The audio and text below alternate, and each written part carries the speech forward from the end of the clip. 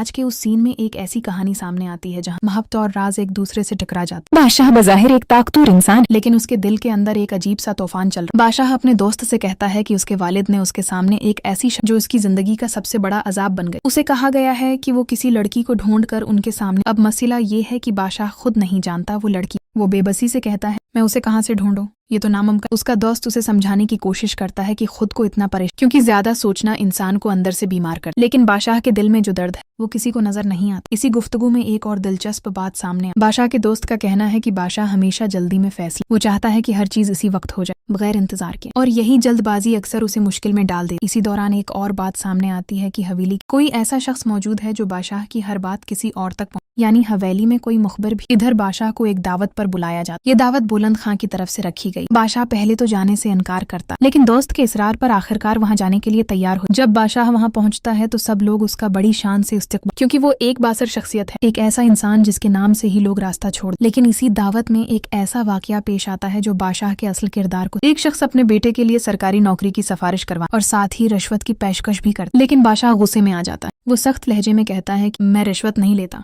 ये सब बंद। बादशाह का कहना होता है कि असल मुजरिम वो लोग जो बगैर मेहनत के अमीर बनना चाहते हैं और दूसरों को खरीदने की ये बात सुनकर सब हैरान रह जाते। दूसरी तरफ एक लड़की भी है जो बादशाह से मोहब्बत का दावी करती। वो कहती है कि उसकी पूरी दुनिया सिर्फ बादशाह के गर्द, लेकिन बादशाह साफ अल्फाज में कह देता है कि उसके दिल में पहले ही कोई और उसकी जगह कोई नहीं ले सकता। ये बात इस लड़की के लिए बहुत बड़ा सदमा बन जाती। इसी दौरान कहानी का एक और अहम किरदार सामने, सनदरी। सनदरी दरअसल एक मासूम लड़की है जो इस शहर में खुद को बिल्कुल अकेला में। वो सोचती है कि शायद डॉक्टर गुलाम उसका खैर हो, लेकिन जब कुछ अजीब वाक़ात होते हैं तो उसके दिल में शक पैदा हो। वो सोचती है कि शायद ये सब एक जाल, शायद उसे जानबूझकर यहाँ छोड़ दिया गया। वो दिल ही दिल में खुद से सवाल करती, मैंने इस पर एतमाद क्यों किया। सनदरी का दिल टूटने लगता है। वो अपने वालिद को याद करती है और कहती है कि उसका भरोसा ही उसकी। इधर बादशाह भी अंदर से टूटा हुआ नजर आता। वो लोगों के दरमियान बैठा है, मगर उसका दिल कहीं और भटक रहा। उसके दोस्त को भी महसूस हो जाता है कि बादशाह किसी गहरे दर्द में। और यूं ये सैन हमें दिखाता है कि ताकत और दौलत होने के भी इंसान के दिल के जख्म कितने गहरे हो सकते। कहानी यहाँ खत्म नहीं होती, बल्कि यही वो लम्हा है जहाँ से असल राज आहिस्ता आहिस्ता खुलना